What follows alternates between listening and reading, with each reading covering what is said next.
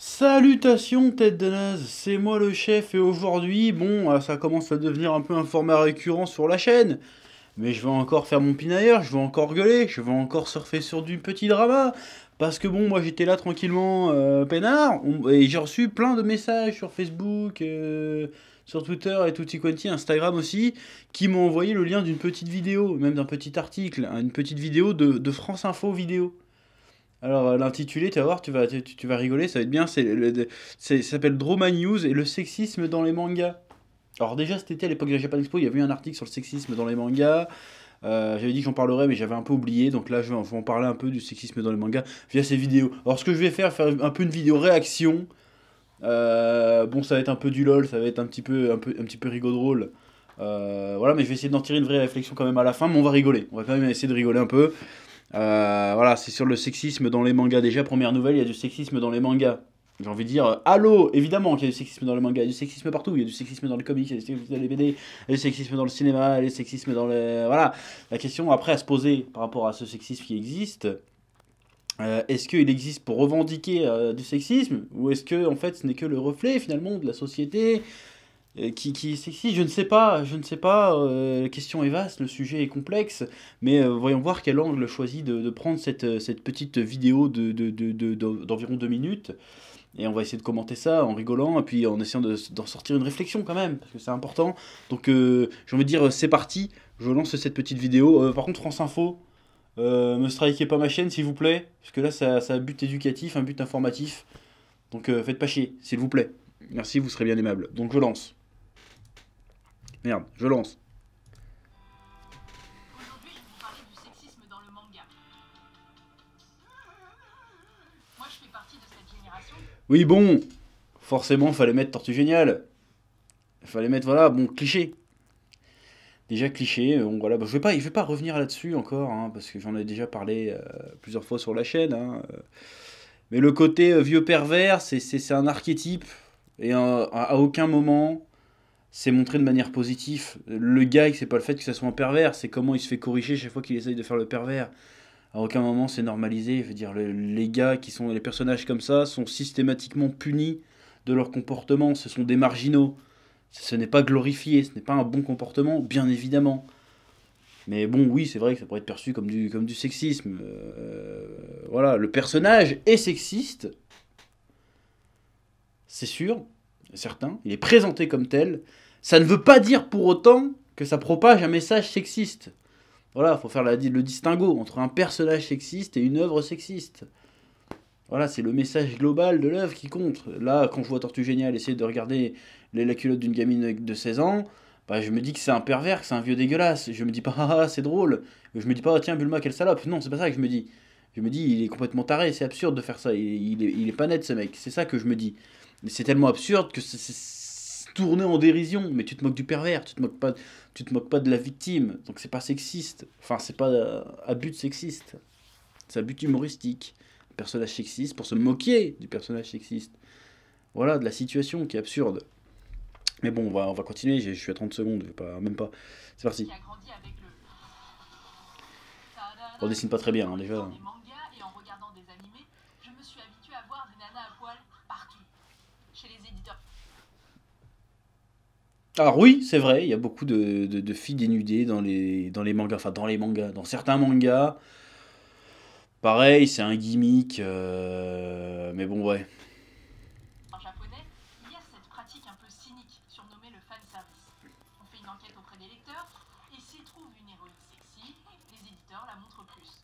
Regardez Nami dans One Voilà, non Piece. mais attends, on va parler de Nami après. Mais là, c'est un peu partial de dire ça, parce que le fan service à la base, c'est pas forcément montrer des gonzesses à poil, c'est montrer des personnages à poil pour jouer sur le côté sexy. Alors moi je déplore hein, cette pratique, le fan service c'est un peu relou. Enfin quand c'est bien utilisé ça marche, mais je suis assez d'accord, le fan service c'est un peu beauf, c'est un peu nul et c'est souvent pas nécessaire pour raconter une histoire, c'est un peu un bonus. Surtout qu'il y a, il y a un genre au Japon qui s'appelle le ecchi qui repose essentiellement sur le fanservice. Bah, il y a une côté romance derrière, mais ça repose beaucoup sur le fanservice aussi. Mais ce que cette vidéo ne dit pas, c'est que le fanservice n'est pas uniquement à destination d'un public masculin hétérosexuel. le fanservice, ça touche toutes les tranches des lecteurs. Il y a du fanservice pour les femmes.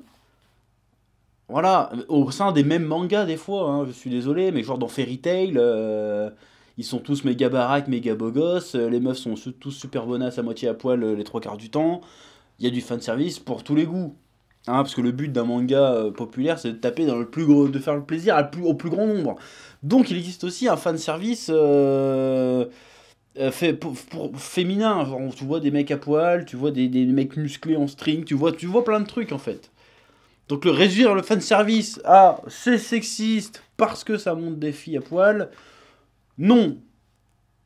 Or c'est beauf, certes, mais non, ce n'est pas un truc exclusivement à visée féminine. C'est pas que pour vendre aux mal en rut qu'on fait du fanservice. C'est pour vendre à tout le monde. Le cul, ça fait vendre.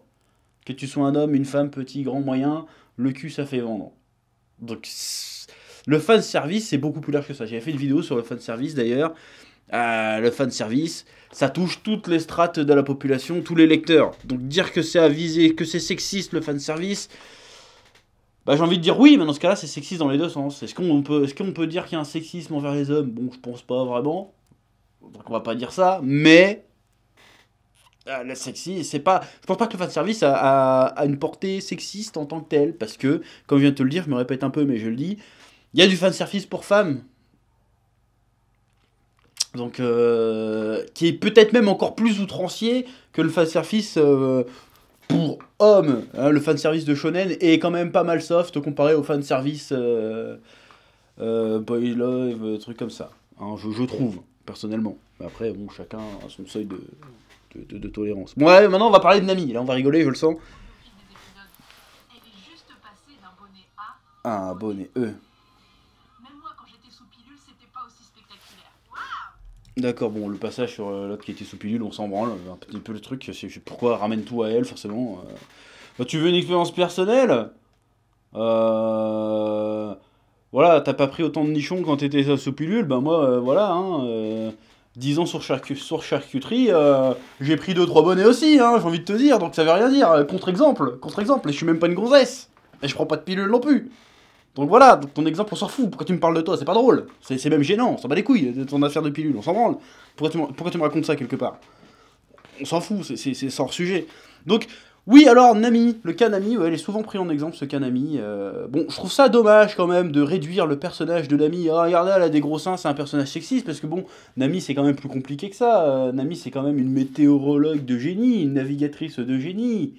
Je veux dire, si elle est pas là, l'équipage se paume, elle fait rien. Je veux dire, Nami est quand même une des têtes pensantes de l'équipage des Mugiwara, ou Mugiwara, je sais pas comment on dit. Voilà, tout comme Nico Robin d'ailleurs, qui est quand même une des rares personnes au monde capable de déchiffrer les poneglyphes. Je veux dire, sans les personnages féminins de One Piece, sont les têtes pensantes du groupe en réalité. Parce que Luffy est complètement con, Zoro est complètement con, Sanji est complètement con, ils sont tous complètement cons. Si Nami et Robin n'étaient pas là pour cadrer un peu le tout, bon bah l'histoire elle serait nulle à chier. Et c'est souvent ça, hein, c'est souvent des leadeuses indépendantes, fortes, tout ce que tu veux. Donc, si tu résumes simplement Nami, elle a une grosse paire de boobs, j'ai envie de te dire, c'est toi qui es un peu sexiste sur le coup, mademoiselle qui fait la vidéo. C'est plus compliqué que ça. Après, il y a plusieurs facteurs à prendre en compte dans le chara-design de Nami. Déjà, One Piece a presque 30 piges. Je pense que Oda, en 30 piges, eh ben, son style de dessin a évolué. Donc ça arrive à tous les personnages, tous les auteurs, tous les dessinateurs, qu'à un moment donné, bon, tu revois un peu le design de tes personnages. Après, il s'est passé pas mal d'années dans l'univers de One Piece. Je crois qu'il s'est passé peut-être 3-4 ans, si je dis pas de conneries. Bon, il y a une ellipse de 2 ans, mais leur aventure qu'on voit depuis le début, je sais pas en combien de temps ça s'est passé. Mais bref, le personnage est jeune. Elle a pu grandir, voilà, c'est plus une histoire de chara-design que de sexisme. Après, il y a un peu de fan service, certainement, mais voilà, c'est pas grave. Là, le fanservice dans One Piece qui se résume juste à des gonzesses plantureuses, ça me choque pas, c'est pas gênant. Voilà, pourquoi? Parce qu'il y a quand même une vraie histoire derrière et des personnages bien développés derrière, et ça envahit pas l'histoire. Et encore une fois, Nami joue de ses charmes. Ça veut pas dire que c'est un personnage sexiste, machin, c'est justement, elle se sert de la faiblesse des personnages masculins qui l'entourent, qui eux sont en chien, pour s'en servir à son avantage. C'est plus complexe que j'ai des gros seins pour que les garçons m'aiment bien. Il y a un peu de ça aussi, c'est vrai. Il y a un peu de ça. Il y a un peu de ça, mais c'est pas que ça. On peut pas résumer le personnage à ça. On peut pas dire One Piece c'est sexiste parce que Nami a des boobs. On peut pas se résumer à ça. En fait, c'est ça le problème de ce genre de vidéo. Le sujet est trop vaste et complexe. On peut pas se contenter de sortir des exemples hors contexte comme ça pour essayer de propager une idéologie. Parce que je suis désolé, là, ça fait un peu vidéo de propagande à 2 francs 50. Mais continuons. Continuons. Et quand l'héroïne n'est pas sexy, elle est timide, voire soumise. Un idéal féminin assez récurrent au Japon. Toru de Fruit Basket par exemple. Elle passe son temps à faire le ménage et la cuisine pour des mecs. Ah mais voilà, ça c'est bon. Alors c'est vrai que la fille sexy, c'est un archétype aussi, c'est un fantasme.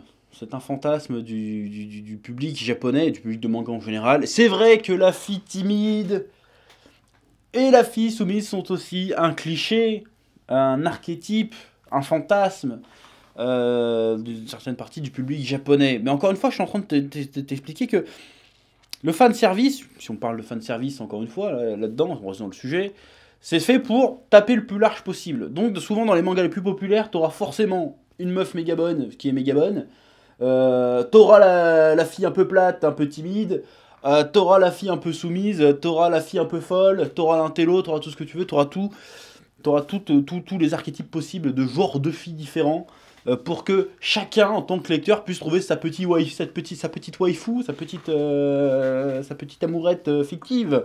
Mais je vais te dire encore un truc, et tu vas en revenir après. Bah attends, je vais te laisser finir. Bon, là, en plus, l'exemple de Toru dans Fruit Basket est très mal choisi. Très mal choisi. Bon, alors ça fait genre, oui, je m'y connais un peu en manga parce que je sors Fruit Basket, qui est pas si connu que ça, même si c'est assez connu. Toru, il y a un contexte. Il y a un contexte pourquoi elle fait le ménage, Toru. Parce que Toru, bon, ça fait un bout de temps que j'ai pas vu Fruit Basket, hein, ça fait une dizaine d'années, mais il me semble qu'à la base, Toru, elle habite dans une tente, elle a plus de maison, si tu veux.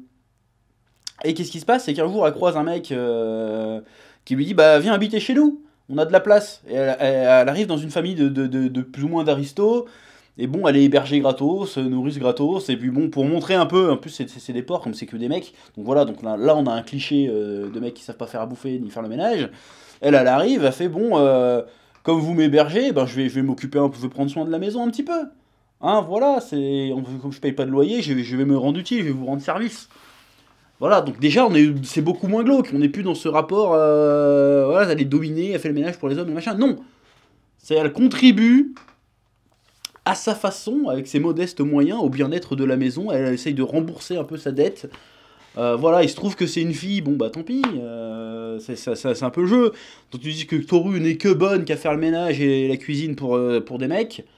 Non, c'est plus compliqué que ça, c'est pas aussi simple. Surtout que c'est le personnage principal de la série, et donc elle est quand même importante. Elle a d'autres traits de personnalité que de faire à bouffer le ménage. Si tu la réduis à ça, moi quelque part c'est toi qui es sexiste. Si quand tu regardes Toru tu vois qu'une boniche, c'est toi qui es sexy, je suis désolé de te dire ça. Ça n'a rien à voir avec Blanche-Neige et les 7 nains. Franchement, non. Là, je suis pas d'accord. Très mauvais exemple, encore une fois. Hein. Ça se veut pertinent, mais je trouve que ça ne l'est pas tant que ça, en fait. Faut aller plus loin que ça.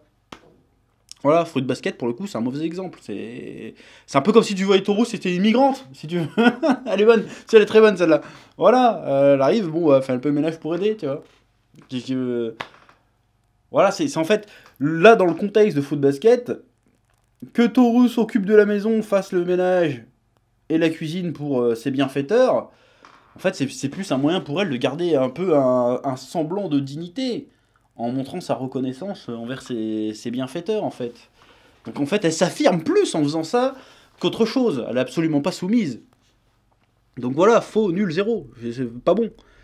Mais bon, continuons. Blanche-Neige dans les 7 nains, quoi. Ça donne les 7 nains, quoi. Voilà, c'est drôle. Des héroïnes différentes, comme Nana, la roqueuse à fort tempérament pour rééquilibrer. Voilà, non mais voilà, c'est là où je voulais en venir. Tu me sors Nana, je dis d'accord. Nana, d'accord. Mais le problème, comme je te disais, la fille à gros boobs, c'est un archétype. La fille sexy, c'est un archétype. La fille mignonne, timide, c'est un archétype. La fille mignonne, timide, soumise, c'est un archétype. La fille à lunettes, c'est un archétype. Machin, mais la femme rebelle, forte et indépendante, au caractère bien trempé, est aussi un archétype qui sert en partie à faire bander le fanboy. Je veux dire, si tu veux tu regardes sur internet, tu regardes Doujinshi, tu vas voir un bon paquet de Doujinshi Nana où c'était les mecs, leur fantasme c'est de lécher les pieds de Nana, tu vois, ou de lécher les pieds de Nico Robin, de se faire dominer. La femme dominante dans le manga est aussi, de base, un archétype censé servir le fanservice. C'est pour ça que t'as les yandere, les tsundere et les autres machins en ré dans le machin. Donc quelque part on est baisé forcément, parce que tout ce que tu me montres c'est un autre archétype finalement. Alors elle est forte, elle est indépendante, elle est tout ce que tu veux, mais ça reste un archétype. Mais après bon, Nana c'est peut-être pas le bon exemple pour ça, parce que Nana c'est un manga à destination des jeunes filles à la base. Donc là, les archétypes pour faire bander le fanboy ou la fangirl, en l'occurrence, bah ça sera du côté masculin. Bon, je connais pas suffisamment Nana, mais je suis persuadé que dans l'eau, t'as un intello timide, t'as le rebelle un peu hargneux, et puis t'as le gars soumis, machin. T'as les mêmes archétypes, mais d'un point de vue masculin, féminin, en fait. Donc ça change rien, c'est pas parce que ton héroïne, en soi, avoir de la personnalité, avoir du tempérament, ne suffit pas à ne pas être un cliché sexiste, en fait. Dans le sens où la vidéo l'entend, en tout cas. C'est tout autant du fanservice que le reste. Tsunade dans Naruto, par exemple, bah, c'est un peu du fanservice. C'est la meuf à gros boobs sexy, mais qui a un tempérament qui fait qu'elle peut aussi t'éclater la gueule. Elle a une super personnalité, un grand background, elle a une vraie histoire, c'est un vrai personnage. Mais il y a quand même ce petit côté fantasme derrière. C'est pareil pour Nami et pour Nico Robin, d'ailleurs. Voilà. Donc, voilà, des jeux... Non, quoi. Ah ouais, je l'attendais celle-là. La culture du viol. Voilà. Voilà, alors là pareil, je le disais au début de vidéo. Je le disais au début de vidéo. Bon, déjà, culture du viol, bon, c'est un vaste sujet, c'est complexe. Je pense pas qu'il existe vraiment une culture du viol, mais pourquoi pas, admettons. Là, on prend l'exemple de Nicky Larson. Mais je suis désolé, encore une fois, hein, je me répète. Mais Nicky Larson, City Hunter, Ryo Saiba, est systématiquement puni pour ses actions. C'est un marginal. Son comportement, à aucun moment, est montré comme bien. Et c'est parce que c'est ridicule d'agir comme Ryo, que c'est stupide, que c'est drôle. Ce qui est drôle, c'est pas le fait qu'il harcèle. C'est pas le fait qu'il On se moque pas quand on rigole de City Hunter. On se moque pas de la fille qui se fait harceler. On se moque de Ryo. Parce que c'est complètement stupide ce qu'il fait, et qu'il va se prendre encore un coup de massue de Kaori, et il se prend systématiquement un coup de massue de Kaori. Il est systématiquement puni pour ses actions. C'est pareil pour Batosai dans Ranma 1/2, ou Jiraiya, ou Muten Roshi. À aucun moment c'est banalisé. À aucun moment c'est banalisé. Et je sais qu'au Japon il y a beaucoup de problèmes d'harcèlement dans les transports en commun, trucs comme ça, des vieux qui touchent des lycées, des trucs comme ça. Et c'est vrai, mais c'est pas parce que c'est dans les mangas que ça arrive. Je vais même te dire, je suis au courant que ces trucs-là existent au Japon parce que je l'ai lu dans la manga, parce que j'ai vu des mangas qui dénonçaient ça. Et souvent, quand on parle de ça, quand on montre ces trucs-là, ces situations-là, bah, c'est pour les dénoncer dans les mangas. Donc oui, est-ce que ça propage la culture du viol?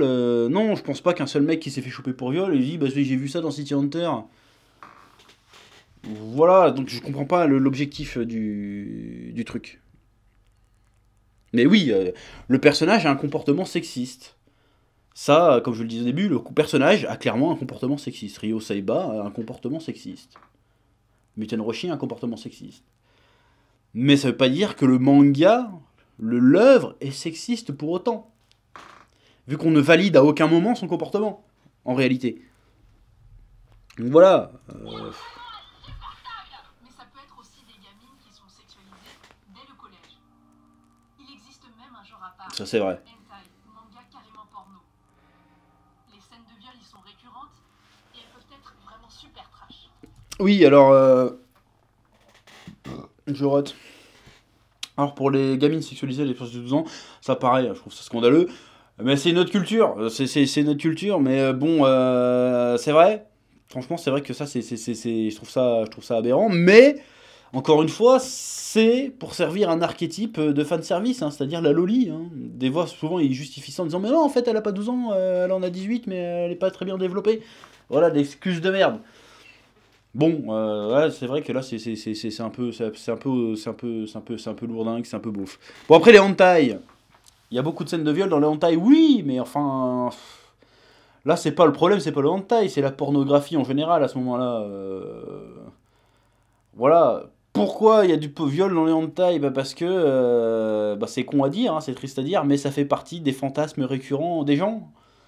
Tout simplement, hein, pas forcément de violer, mais l'idée de voilà, je pars sur un terrain glissant, mais mais voilà, c'est de la fiction. Il y a rien de plus fictionnel, plus fictif, de plus imagé, de plus fantasmé qu'un porno. Le hentai, c'est que du porno. En plus là, c'est du porno dessiné, donc ah oui, t'as lu un hentai où t'avais trois orques qui violent une elfe. Bon, est-ce que ça fait de toi un violeur potentiel? Je ne sais pas. Est-ce que ça va te donner envie de violer quelqu'un? Je sais pas. La question est complexe. Mais dans le hentai, t'as de tout dans le hentai. T'as de tout. Est-ce que le hentai est sexiste? Bah, si le hentai est sexiste, faut dire que le porno est sexiste. Encore une fois, c'est une question très vaste. On va pas répondre à ça aujourd'hui. Je n'ai pas la réponse.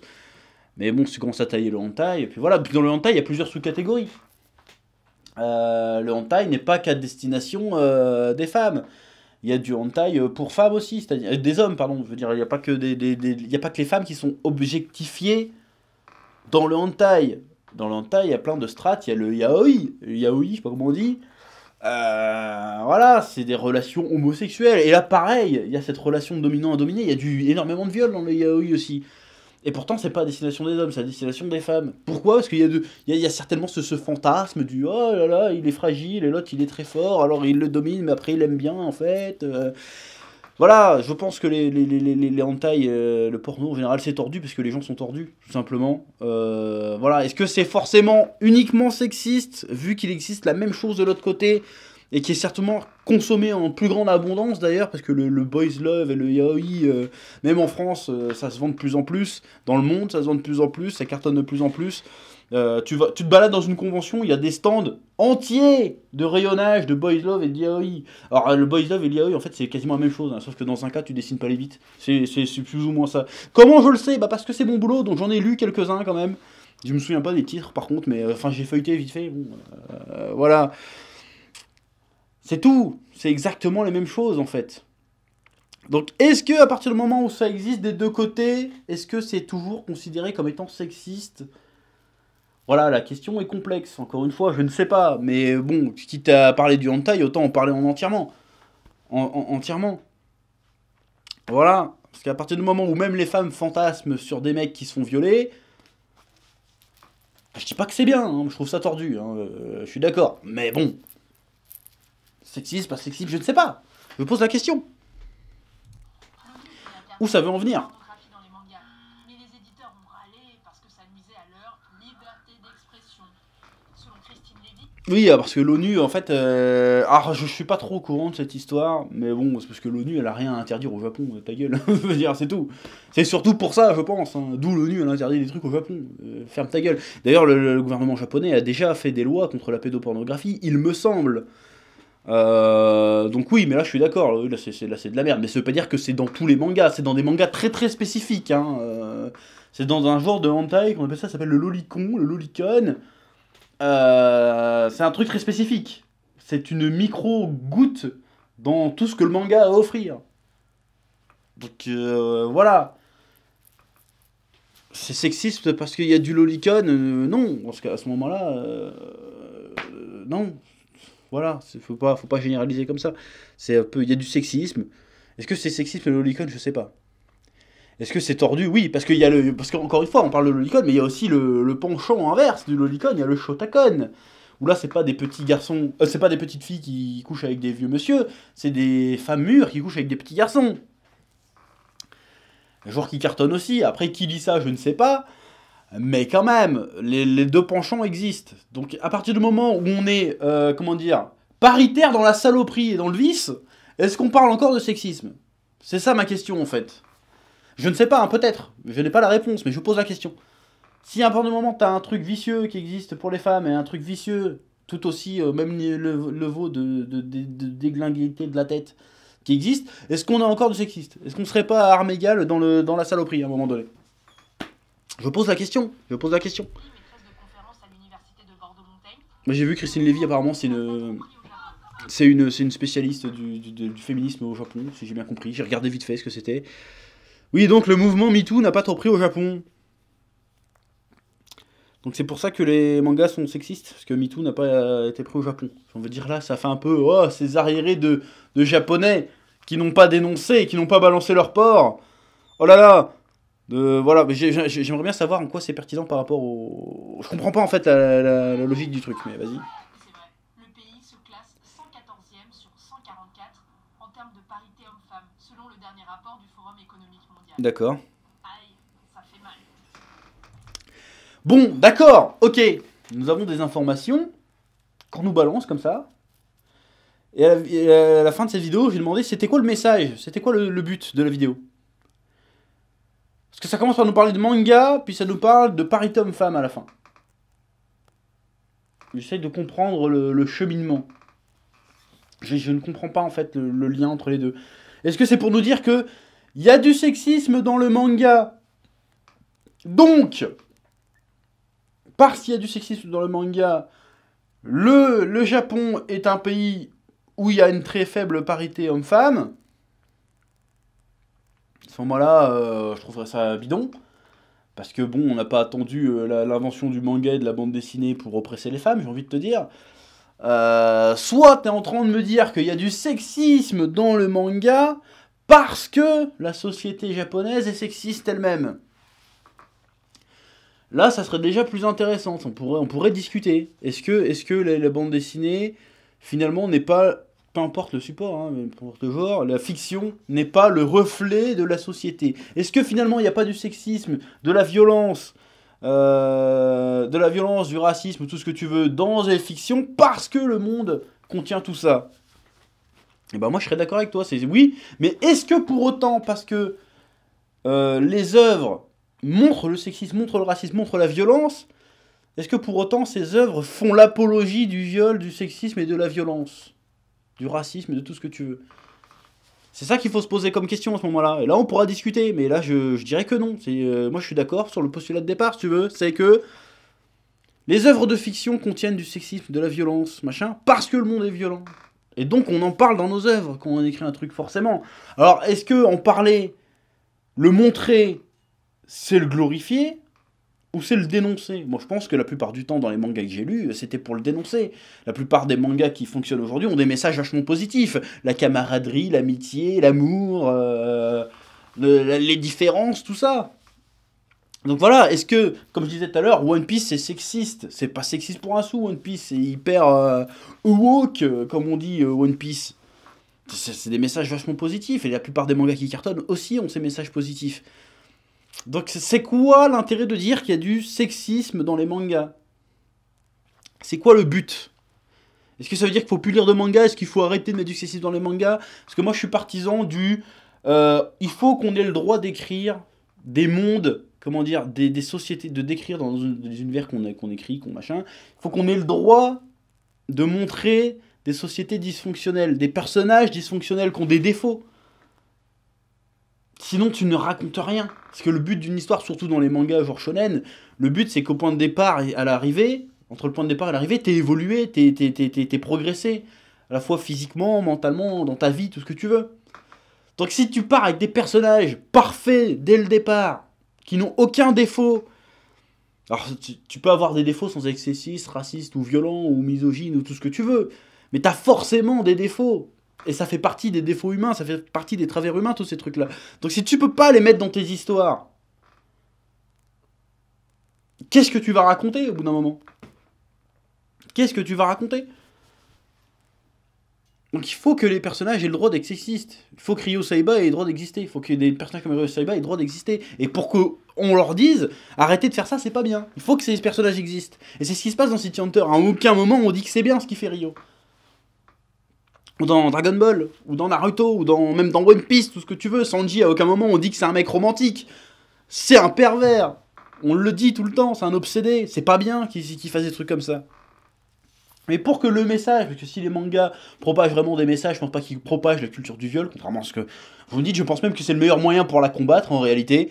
Et ben il faut que ces personnages puissent exister pour qu'on leur dise arrêtez vos conneries, qu'on montre que c'est pas bien. Après, s'il y a des tordus qui lisent le truc, qui disent ah c'est rigolo, je vais aller tripoter des gonzesses. Bon bah, il y a des teubés partout, mais c'est pas la faute du manga. Bref, voilà, je ne comprends toujours pas l'intérêt de ce genre de vidéo. Surtout que ça vient de France Info. Ça aurait venu de BuzzFeed ou Combini, les trucs à la con comme ça, j'aurais pu comprendre. Mais là, je n'ai pas compris l'objectif de la vidéo. Est-ce que c'est de dénoncer? Est-ce que c'est d'informer? Je ne sais pas. Est-ce que c'est... Voilà, je ne comprends pas l'intérêt de cette vidéo. Je trouve qu'elle est... Elle dit des choses vraies, mais en même temps extrêmement simpliste. Extrêmement simpliste, et ça aborde des questions beaucoup trop importantes, complexes, pour faire une vidéo de 2 minutes. Donc c'était quoi l'idée, à part faire du buzz sur une truc comme ça? Parce que c'est les mêmes gens qui vont te dire après que non, les jeux vidéo ça rend pas violent, machin, mais les mangas par contre ça te rend sexiste. Donc quand tu joues à Doom, t'as pas envie ça te donnera jamais envie d'aller dans ton école pour flinguer tout le monde. Par contre, tu lis City Hunter, t'as envie de violer ta petite sœur. Voilà, faut savoir à un moment donné, faudrait savoir doser, hein. Je veux dire, faut savoir soit ce qu'on lit, ce à quoi on joue, soit la fiction nous influence réellement dans notre vie, soit nous influence pas. Moi je pense qu'elle nous influence un petit peu. Mais faut savoir, je pense qu'elle nous influence plus en bien qu'en mal, en réalité. Voilà. Et je pense sincèrement que la pop culture du XXe siècle a été beaucoup plus vecteur de progrès que n'importe quel essayiste à la con.